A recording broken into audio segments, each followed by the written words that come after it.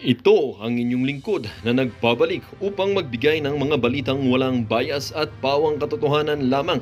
Ito ang Bayang Pinas. Ang isyong ito ay naging usap-usapan sa buong bansa at iba't ibang social media platforms. Migs at Carlo Nograles sinampal ng katotohanan itong si former President Rodrigo Roa Duterte dahil nga sa kanilang pinaggagawa sa kanyang syudad dito sa Davao City. Dito nga natin makikita mga kaibigan na talagang itong Nograles family na ito ay wala palang naitutulong sa syudad o sa lalawigan ng Davao dahil nga isa sila sa mga tinatawag nating mga tiwaling mga kongresista na mga pamilya kung saan mga kaibigan ay ang iniisip nila ay ang kanilang pansariling interes at hindi ang kanilang mga nasasakupan at ang kanyang lang mamamayan. Kaya na lamang itong si former President Rodrigo Roa Duterte ay hindi na nga nakatiis at pinagsusuplak at pinagbibiran nitong si former President Rodrigo Roa Duterte ang mga ito, ang Nograles family. Marcoleta or ang Kongreso or tinatawag nating House of Thieves or House of Crooks or Kamara ay tila ba nagulat sa pagdating ni Congressman Rodante Marcoleta kung saan sinabi niyang kapag siya ay nanalo bilang isang senado, sigurado itong mga tinatawag nating tiwaling mga kongreso ay may kukulong at ihihimas nga ng rehas. Kaya nga na lamang hindi maiwasan ng ating mga netizen na magbigay ng kanilang mga hinaing at mga opinyon. Maniwala kayo sa hindi, wala naman ginawa mga Nograles dito sa amin sa Davao City kundi mag-construct ng basketball courts or kulayan ng political colors nila ang mga gusali. Sana sa line-up ng PDP laban sumama si Chavit Singson para suruin siya. Napakarami nang nagmamahal sa mga Duterte kaya tiyak susuportahan din siya ng mga DDS. Problema kasi dyan sa mga Nograles, mababaw ang mga pagkatao. Kung nakipag-alyado na lang sana yan sila ng tuloy-tuloy sa mga Duterte dahil naumpisa na nila at gumawa sila ng magandang pangalan, siguro in the future may pag-asa pa sila. Ngayon na halatang nagpapagamit sila, napakalabo at mas lalo lang nilang sinisira ang pangalan nila. Lahat nasa admin matagal nang pabalik-balik sa Senado kaya para sa akin, aabukan naman natin sila Pastor Singson Marcoleta, lahat ng PDP at mga endorse ni FPRRD para masabi nating may pagbabago. Dapat magbigay ng training si Kong Marcoleta ng parliamentary procedures sa mga nasa HOR at Senate nang hindi nakakahiya ang pinaggagawa nila sa tuwing may hearing. Well, para nga sa kabuang detalye at impormasyon ay panoorin na lamang ang buong video. At salamat na rin sa ating mga solid viewers sa walang sawang pagsuporta. At kung bago naman sa ating channel ay syempre huwag kakalimutan mag-subscribe, pindutin ang notification bell, piliin na rin ang all upang laging maging updated sa mga balitang bago, totoo at walang bias dito sa channel ng Bayan, ang Bayang Pinas. Huwag din pong kakalimutang mag-iwan ng like at i-share ang ating mga videos. Muli po, maraming salamat. Pinaguyod yung mga gamit niya, pinagamit niya, mga pasilidad, binigay niya, pinahiram niya nung panahon ng kampanya dito sa administrasyon na to. Pero ngayon kahit katiting na suporta sa paghahain niya ng COC, wala man lamang tayong makita dito kay Marcos Jr. Ito mga kababayan, dito sa PH Update, dahil sinabi naman ni Tatay Digong, susuportahan niya yan si Chavit Singson, pakita ho natin itong mga video niya. Ito mga kababayan, ano ho ba partido niya? Ito, pakinggan ho natin, game. Senator Chavit, saang partido po sila? Saang partido po sila or independent? Saang partido po sila kasama? Independent, LL ang partido ko, LL. Ano po yun? Mga sulog! Pero ito ho, itong si Chavit, maano ho ito, kaya biglang sumikip po itong senatorial race dahil dito sa mga malalaking pangalan na to. Sa totoo lang kaya ho sumikip yung senatorial race kagaya dahil ho yan sa mga individual na kagaya nitong si Gov Chavit Singson. Nandiyan pa ho yung macho black, di ba? Yung macho black kung tawagin, yung macho-machohan, wala namang muscle pagdating diyan sa Senado, yang si Soto, yang si Lacson, yang si Lito Lapid. Malalaking pangalan ho yun, hindi biro ho yun mga kababayan. Talagang pabalik-balik na lang ho sa Senado, yung pagka naisipan nilang magsisenador, mabilis pa ho sa alas 4, nakakaupo yung mga walang yan. O sino pa ho ba? Etong si Manny Pacquiao, isama na ho natin dyan. Etong si Camille Villar, kahit sabihin ho nating bata yan na walang alam, o hindi ho natin malaman kung anong gagawin niya sa Senado. Pero, Villar pa rin ho yan. Yung makinarya, yung pera, kaya ho nilang trumabaho. At ma-impluwensya yung pamilya na yan. Yung mga mayor, mga gobernador. Pagka sinabi nitong mga Villar na to, isama niyo itong si Camille Villar. Isama. Panigurado ho mga kababayan, matatrabaho nila yan. Kaya ho natin ipinapakita itong mga video na to at pinag-uusapan itong mga high-profile senatorial candidate na to dahil ho yan ho ang ating mga makakasagupa sa susunod na eleksyon. Actually, ngayon pa lang eleksyon na eh. Meron na nga nag-early campaigning eh. Yung mga crocodile naglalakad na sa daan, di ba?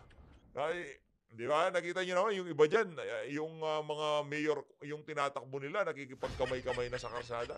Kaso ang problema, pag nakita sila ng mga tao dun sa lugar na tinatakbuhan nila ng pagka-mayor, nagtatago ho yung mga tao.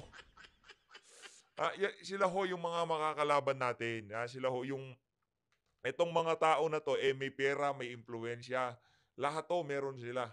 Ang wala lang ho sila, ang pagmamahal ng sambayan ng Pilipino. Ang pagtitiwala ng mga taga-suporta ni dating Pangulong Rodrigo Duterte na itong mga individual na to, tatayuan nila yung tama pag naupo sila sa Senado. Sino ho ba itong mga talagang susuportahan natin? Kilala nyo na ho yung mga yan. Pero ano nyo lang mga kababayan na antabay lang ho tayo sa mga susunod na buwan o sa mga susunod na araw pag naglabas na ng official na listahan itong si dating Pangulong Rodrigo Duterte, doon na ho, mababakbakan na ho natin ang ating pagpapakilala dito sa mga individual na to. Pero ito si Gov. Chavit, pakinggan ho natin mga punto de vista. Ngayon naman ho mga kababayan, lipat ho tayo dito kay Senator Risa Hontiveros. Ibang klase ho talaga tong alin na to, ibang klase. Sino ho ba kayo para sabihan ng ganyan? Itong si Pastor Apollo Kibuloy. Ano ho bang napatunayan doon sa inyong kinandak na hearing dyan sa Senado kaugnay doon sa mga nagreklamo kay Pastor Apollo Kibuloy? Nasaan na ho yung committee report nyo? Ano hong batas ang inyong ile-legislate kaugnay dyan sa mga investigasyon na ginawa nyo dyan? Ang alam lang ho natin dito, Senator Risa, kayo ho, ang pangit ng track record nyo pagdating sa mga testigo at resource person dyan sa Senado. Yun lang sasabihin ho natin. Napakapangit ho ng track record niyan. Base ho dito kay Attorney Ferdy Topacio, talagang hindi ho mapagkakatiwalaan yung alin na yan pagdating sa mga resource person. Kaya yung mga hinihain niya hong mga di umanong victim survivor ni Pastor Apollo Kibuloy, sa susunod na administration, magbabalik taran ho yung mga yon, panigurado. At ikukwento nila sa sambayan ng Pilipino kung paano sila kinausap ng opisina nitong si Risa Hontiveros. Senator Risa Hontiveros has trolled controversial Kingdom of Jesus Christ founder Pastor Apollo Kibuloy to have a bit shame after she learned that the later filed of a certificate of candidacy for senator in the May 2025 election. Hayaan nyo hong magdesisyon ng sambayan ng Pilipino. Isa lang naman ho ang boto nyo. Di wag nyo hong siyang iboto. Ganun lang naman ho kadili yun. Wag nyo hong stressin ang sarili nyo, Senator Risa. Tatanda ho ang mukha nyo yan. Tanda-tanda na ng mukha nyo. Lalo kong tatanda. Huwag kong ganyan, okay? Ayusin ho natin mga desisyon natin sa buhay. Ito, lipat ho tayo dito kay Attorney Vic Rodriguez. Ito ho, yung mga sigurado ng susuportahan itong si dating Pangulong Rodrigo Duterte, ang ating mga susuportahan sa 2025 midterm election.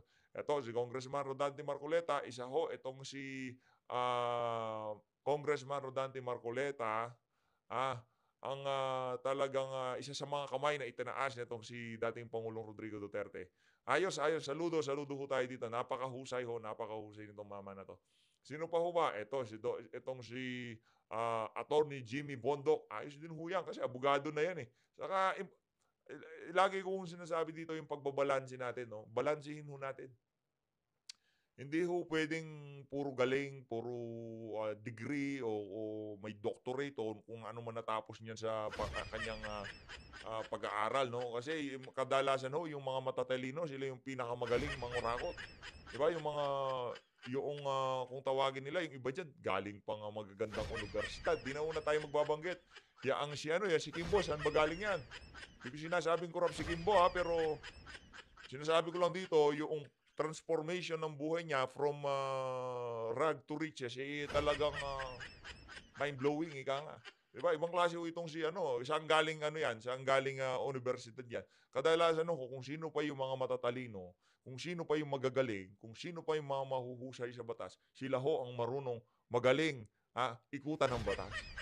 Kaya balansihin lang ho natin. Ito na ho mga kababayan. Lipat ho tayo dito kay Daddy D. Bigla hong sumulpot itong si Congressman Rodante Marcoleta. At talagang pinagkaguluhan ho itong mama. Pagkakalimutan natin. Grabe naman yan. Grabe, pagka itong si Congressman Rodante Marcoleta, talagang naririnig ho ng mga vlogger ang pangalan niya. Talagang pinagkaguluhan ho yan. Shoutout dito kayo na Daddy D. Shoutout, palakpakan natin. Ayan ho si Congressman Rodante Marcoleta. Ito ho ang ating alam niyo anong tawag ho dito kay PH Update. Ito ho yung ating campaign mode. Ganyan ho, nung 2022 national election, ganito ho yung ating datingan noon. No, yung mga karaban talagang binibigyan ho natin ng live reaction at talagang napakarami ho nating napakaraming sumusubaybay ho noong mga panahon na yon doon sa ating mga video. Ayan o, si Congressman Rodante Marcoleta, iinom muna ng tubig. Siyempre, madami-dami hong ilalatag ng mga punto de vista yan na talaga namang magugustuhan ng ating mga kababayan. Okay? Ano ka na, game na. Baka na. Unang-una po ay gusto ko pasalamatan ang lahat po ng participants, lalong-lalo na po ngayong mga kawani ng media, sapagkat napakalaki po ng papel na inyong gagampanan, lalong-lalo na po na pagpapahayag at pagkakalat ng magandang balita. Ako po ay nag-file ng aking candidacy bilang isang senador, ngunit independent, sapagkat gusto ko pong maging susi ng aking pagiging independent ang pagkakamit natin ng pagkakaisa. Isang mahalagang sagisag po na huwag po tayong magkakaroon ng pagkakabahabahagi. Hindi po tayo magiging isang bansang malakas. Hindi po kailanman sasagana ang ating ekonomiya. Hindi po tayo makapaglilingkod ng tapat at matino kapag nasa gitna natin ang pagkakanya-kanya, ang papasiklaban, ang pag-aagawan ng hopya. Hindi po yun ang dapat nating gawin. Hoy, Abante, narinig mo ba yan? Nakadalawang video ka na ngayong araw sa akin, Abante. Ito kasi si Abante mahilig sa hopya. Tapos tinanong pa itong si Alice Go, issue hopya pa rin. Halatang bitter siya dito kay Congressman Rodante Marcoleta. Kong Dante, ako naniniwala naman ho ako sa inyo, sa mga sinasabi nyo, na dapat ngayong panahon na to nagkakaisa tayo. Yung mensahe ng pagkakaisa, bilib ho tayo dyan. Wala ho tayong problema dyan. Hindi ho tayo against yan. Magkaisa yung mga tao, mga Pilipino na naghahangad ng tunay na pagbabago. Magkaisa tayo lahat. Okay tayo dyan. Walang problema. All in, ika nga. Ibibigay natin yung 10,000% natin kay Congressman Rodante Marcoleta doon sa pagkakaisang tinatawag, yung pinapanawagan niyang pagkakaisa. Pero, ito lang kung sinasabi ko dito. Yung mga kurakot, yung mga walang ginawa kundi mamigay ng ayuda, yung mga nagyabang ng 5,500 flood control at maya-maya baha ang buong majority sa mga mabababang lugar sa ating bansa. Doon sa tinutukoy na pagkakaisa nitong si Congressman Rodante Marcoleta. Kung yun ang mga makakasama natin, parang kumbaga medyo nakikiliti tayo dyan. Ayaw natin ng ganun. No? Medyo didistansya tayo ng konti. Yung makakasama natin dito sa pagkakaisa na to, na tinutukoy ni Congressman Rodante Marcoleta, yung mga Pilipino na uhaw at gutom sa tunay na pagbabago. Gutom sa mga tunay na leader diyan sa Senado na hihalal sa 2025 midterm election na magbibigay ng tunay na pagbabago, maghahatid ng tangible changes sa ating pamayanan. Yung hindi lang sa salita kasi marami dyan yung eto na, ipasa ko batas na to. Nagawa ko to, ganito, ganyan. Pero hindi ramdam. Hindi ramdam ng mga ordinaryong Pilipino. Ang kailangan nating mga senador, yung pagka nagsalita sila, merong kasamang pakiramdam sa mga Pilipino na yung sinasabi nila nararamdaman ng mga kababayan natin. Hindi yung puro dakdak lang kagaya nitong si Tambaluslos at nitong si Marcos Jr. 5,500 flood control, MOOE, liquidation by certification. Napakarami ho natin pag-uusapan dito. napakarami ho natin pag-uusapan at kung yung mga makakasama natin sa pagkakaisa na yan, yung mga tambalus-lus na yon, ano ho tayo dyan, medyo didistansya tayo. Talagang dapat ang makasama lang natin dyan sa pagkakaisang sinasabi nitong si Congressman Rodante Marcoleta. Lahat ng Pilipino, hindi mga politiko, Pilipinong nagnanais ng tunay na pagbabago. At yung mga, sa tingin nyo ho ba, ganito na lang, sa tingin nyo ho ba, yung mga nasa senatorial lineup ng administrasyon, maghahatid ho ba yun ng pagbabago?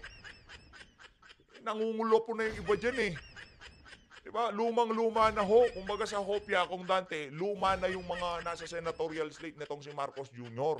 Kaya kung pati yung mga yon makikipag-isa sa atin, alam nyo naman ho, nagtitake advantage yun. Pagka nakakarinig sila ng unity, lumulundag naglulundagan yung mga yon. Kaya kailangan itong pagkakaisa na bubuuin natin dito sa 2025 midterm election, pagkakaisa ng sambayan ng Pilipino, hindi kasama yung mga politikong mga walang yang politiko na hindi naghahangad ng pagbabago sa ating bansa. Tuloy. Napaka-importante po ng papel na ginagampanan ng media para malaman po ng lahat ng ating mamamayan na iisa lamang po ang daan tungo sa tagumpay ng bansa.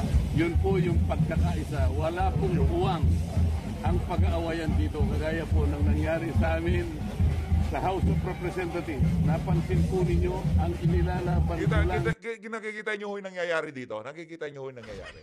Hindi lahat ng sinasabi ni Kong Dante, inaayunan natin. Yung mga punto de vista natin, atin ho itong ilalabas. Kasi pagka nagpaka-plastic tayo dito, mararamdaman ho yun ng mga viewer. Mararamdaman ho niyan na namamangka ka sa dalawang ilog. Dapat kung tayo mo para sa sambayan ng Pilipino, para ka sa sambayan ng Pilipino. Parang itong si Congressman Rodante Marcoleta, di ba? Ay katuwiran, katarungan, pati po yung sarili naming tuntunin, ayaw na po nilang sundin. Correct. Sila pa po ang nagapo natin ay hindi po natin sinusunod. Correct. O anong ginawa ni Kong Dante? Anong ginawa ni Kong Dante doon sa mga politiko na yon? Tinayuan ho niya. Na ano ho ba siya? Nag-alinlangan ho ba siya? Na baka tanggalin ako dito sa mga committee na to. Ganito mangyari sa akin, magurgur yung mga committee vice chairmanship ko, yung mga membership ko. Nag-alinlangan ho ba itong mama? Hindi ho. Ibig sabihin, hindi ho siya nakipag-isa doon sa intensyon, masasamang plano ng kanyang mga walang yang kasama dyan sa House of Representatives. Yun ho ang tinutukoy natin. Kasi meron nung sariling unity ang mga walang yang yan. Yung mga aso nitong Baluslos, yung mga aso nitong si Marcos Jr., meron ho silang sariling unity. At yung unity na yon, hindi ho natin alam. Basta nakikita lang ho natin kaliwat kanan ng pamimigay ng ayuda. Akala ko siguro nila kung mamigay sila ng ayuda, gagana yon para sa kanilang pabor, para sa pabor nila. Para sa advantage nila. Hindi ho gagana. Kasi sa pangalawa, ayuda, masarap yan, maganda yan. Salamat ang Pilipino dyan. Pero pagka mayat-maya na lang, lahat na lang pinupuntahan mo, binabatuhan mo ng ayuda, hindi na ho natutuwa ang sambayan ng Pilipino dyan. Gusto ng sambayan ng Pilipino, tunay na pagbabago, trabaho, malinis na pamahalaan, no? Konkretong direksyon ng ating pamahalaan, yun ho ang hinahanap ng sambayan ng Pilipino. Hindi ayuda. Huwag niyong gawing plataforma yung buwisit na ayuda na yan. Hindi kayo mananalo. Ngayon po ay napakarami po ang nananawagan. Lumalakas po yung tinig na sana po ay magkaroon ako ng pagkakataon makapaglingkod sa mas mataas na sangay ng ating pamahalaan. Ako po ay nakiusap sa ating mga kababayan at marami na po ang tumutugon. Lumalakas po yung boses na yun. Ang dami po ng mga taong sumama sa akin sa araw na ito. Ganon din po yung media na dati po ay hindi ako pinapansin. Ngunit ngayon po, dahil po sa pagpunta nyo rito ngayon, kung pwede ko lang halikan kayong lahat, gagawin ko po. Maraming salamat po sa inyong lahat. Yun pong palagi kong minimiti ay kailangan maibaba po natin ang presyo ng kuryente. Matagal na panahon ko pong ginawa ito, ngunit sa napakaraming mga kalaban po sa House of Representatives, yung 10 panukalang batas ko po na meron pang matching na 12 resolution tungkol po sa pagpababa ng kuryente. ay hindi po natupad sa dami po ng mga kalaban. Napakarami po ng mga kalaban doon. Ang interes po ng maraming mga oligarko ay nandoon po. Kung Oh, yun na nga ho yun. Yun na nga sinasabi natin doon. Yung mga politikong pinagtatanggol nila ang interes nitong mga oligarko, mga mayayamang mamumuhunan, yung mga nakikipag-usap dyan sa House of Representatives para mapagbigyan yung kanilang mga kapritsyo, yung kanilang mga business o kung ano pa man, sila ho hindi kasama sa pagbabagong pinapanaw, sa uniting panawagan ng marami sa mga politiko ngayon na tumatakbo ng pagkasenador sa 2025 midterm election. Ngayon naman mga kababayan, lumipat na ho tayo. Dito sa talakayan, nitong si Sir Barat, nitong si Attorney Trixie Cruz Angeles, pakinggan ho natin. Ninyo ngayon, attorney, ano nakikita mo rito? Well, hindi ito nakakagulat kasi alam natin ang mga Nograles are political turncoats anyway. Kahit dun sa panahon ng kanilang ama, nung nabubuhay pa ang kanilang nasirang ama, then nakita natin na, di ba, parating tinatapatan si Rodrigo Duterte until he decided, well, if you can't beat them, join them, lalong-lalo na nung mukhang mananalo na si Pangulo sa pagkapangulo ng 2016. Nakikita natin na napaka-drastic nung kanilang pag-about face. So, if they can do that for you, they can do that against you. So, hindi na nakakagulat ito.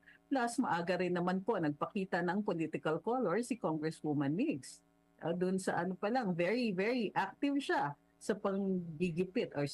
sa pagki-question very harshly in the Committee on Appropriations, doon sa Committee on Franchises, marami siyang participation. At nakikita po natin na kumbaga, hindi na niya tinago. She doesn't bother to hide it. Si Carlo naman was appointed, head ng Civil Service Commission. And at the start, kumbaga, very diplomatic. And before that, he was also CABSEC. So nakikita natin, nagmamachinate sila. They moved, nagulat ang lahat talaga. Kahit nung ako, I remember, na nung na-appoint na cabinet secretary na CABSEC, itong si Carlo Nograles, nagtaka ako, wait, how did he come to deserve this? Kasi ang finifill-in niya na position used to be occupied by CABSEC June Evasco. Kung nakikita natin kung bakit siya nandun, matagal na siyang kasama ni Mayor Duterte noon, matagal na silang magkaibigan, and has organizational skills that he learned from his time with the left. So, dito with Carlo, who is primarily a politician, nakakagulat na naging CABSEC siya. And then later on, nag-machinate to get into a position para tuloy-tuloy yung kanyang serbisyo.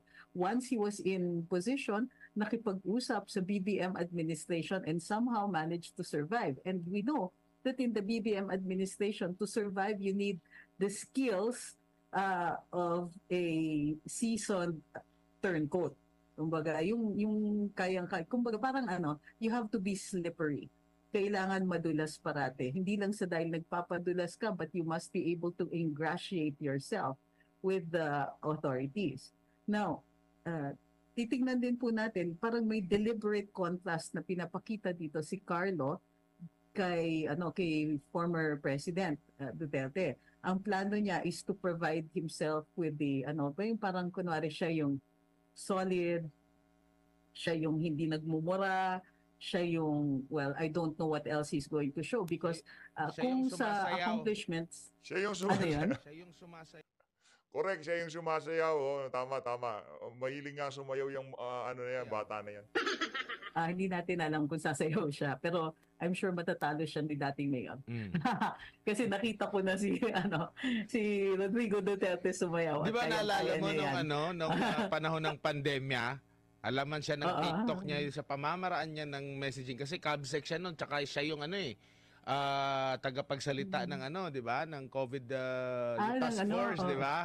Oo, pero correct. Ang kanyang nung sa interview niya, mahahalata mo rin na pigil yung kanyang pagbanat. I mean, sa kay ang gusto niya na parang latagan daw yung taong bayan sa Davao City ng other choice. 'Di ba? Parang yun yung niya pinipresenta na di ko lang alam na hindi siya pumipitik diretsahan di ko lang alam baka kasi dumugid siya doon ng mga tao. Nandun pa naman siya sa paghain niya, attorney. Yes, nakikita natin. But ang tingin ko nga is he's trying to present a contrast. Kaya pigil eh. Kasi feeling ko, alam ko na medyo ano na yan eh. Medyo rearing na yan para makipagbardagulan. Eh, ang problema, kung makikipagbardagulan siya, walang tatalo talaga kay Rodrigo Duterte Oo. kasi hindi yan Wala. tumitigil eh. Mm. So, ano, Correct. plus, Naalala ko yung deadly siya. 2016 election, 'di ba, ang kalaban, yung mga nasa administrasyon noon, talagang ang mumukha nila na sila ay mga matitino, hindi palamura. Sa likod ng camera lang sila nagmumura. Yung mga yung parang matitino sila tapos ito, probinsyano. The way siya magsalita, akala nila parang mababa yung tingin nila dahil probinsyano lang ito, mura, hindi ito bagay. Ganyan yung kanilang imahe na pinupukol dito. Ngayon, parang ganito ba yung nakikita mo na ganun din na senaryo na nakita nila na hindi naman effective pero gagawin pa rin nila. So ang tingin ko rin dito, iba rin kasi itong si Duterte, he's always full of surprises eh. Oo nga eh. Halimbawa, tama kayo, noong 2016, di ba? Expected din naman na he would come in as the probinsyano. Tapos, kasi kinukultivate niya talaga yung image na yun. He sets out to be the underdog. Siya na nga yung leading, pero yung kanyang impression, yung kanyang projection, siya pa rin yung underdog. Tapos, surprise, during the debates, nakita natin na suddenly merong mga graceful moments. Oo nga. Like you don't expect this from Rodrigo Duterte. Nakita natin, bruising talaga, madugo yung campaign. But when he comes up against Miriam Defensor Santiago, he has a long-winded speech and then he says, and so, Madam Miriam, my question to you is this. How are you?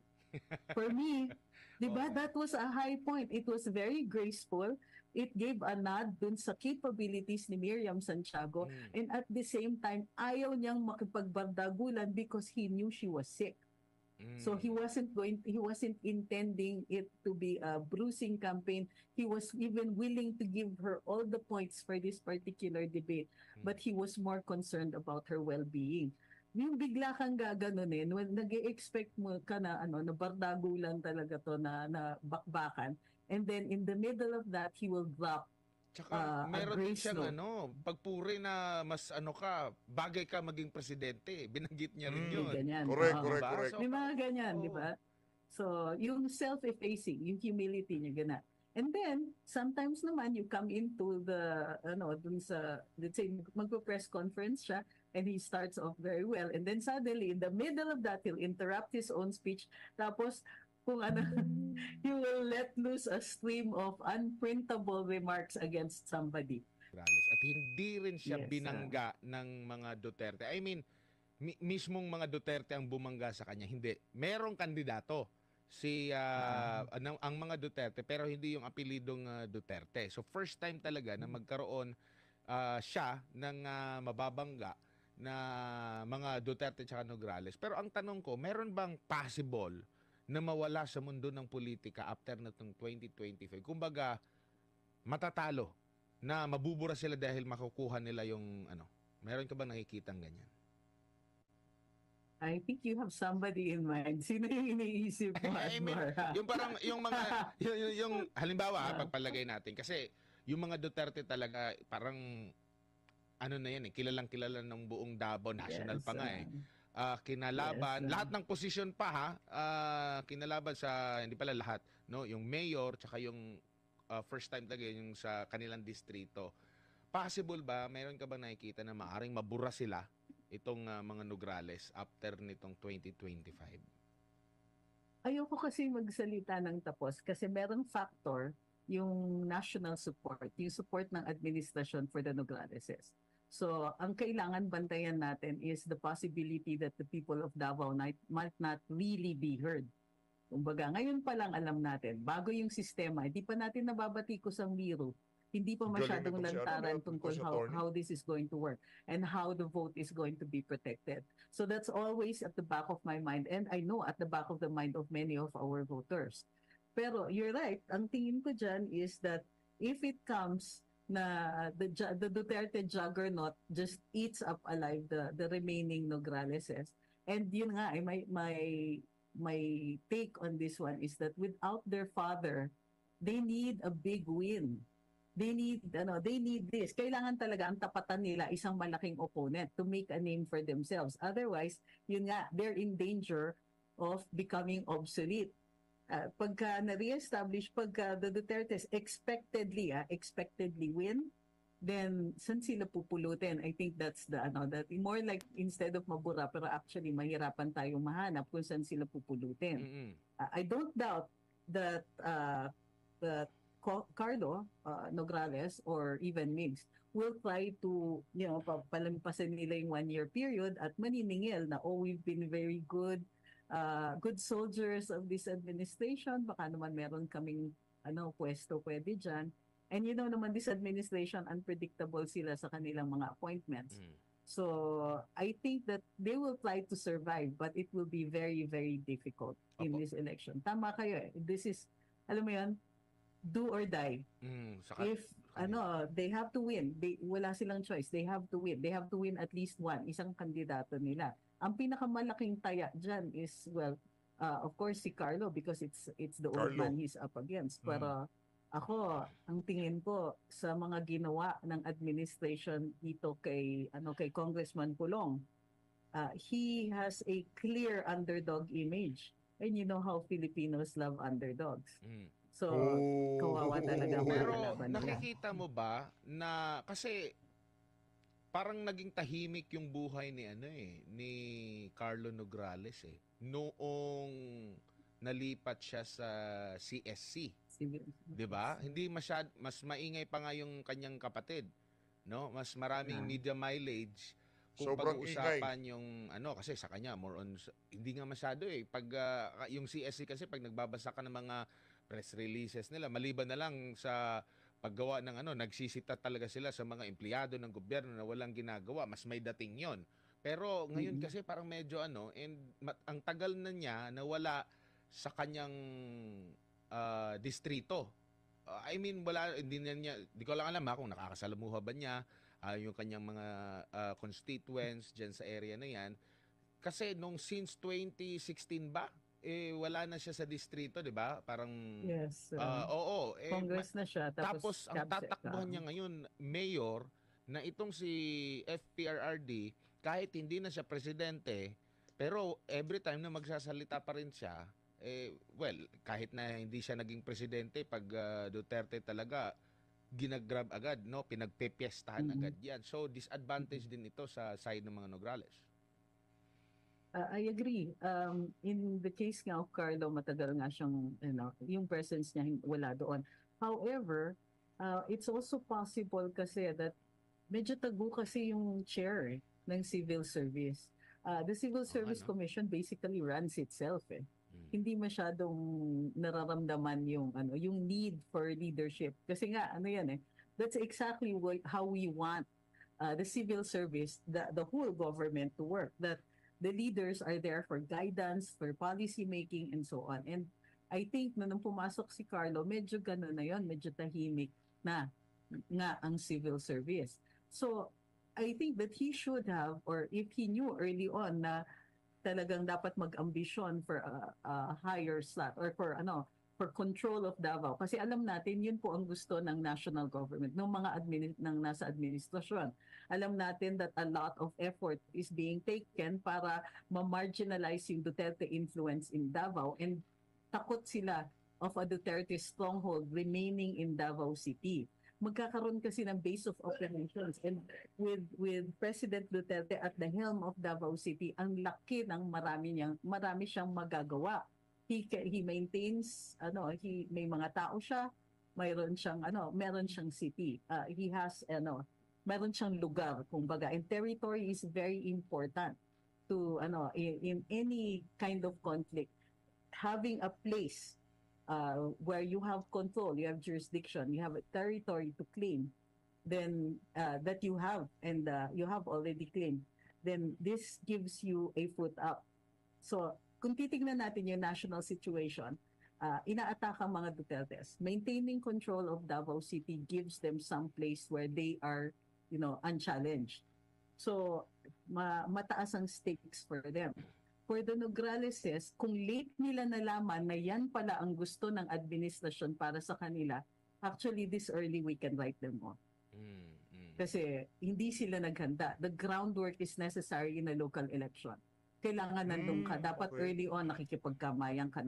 Kasi paano mo tatapatan yung most recognized figure of Davao City? Maglakad lang yan dun sa kanto. Alam mo ba, yesterday sa endorsement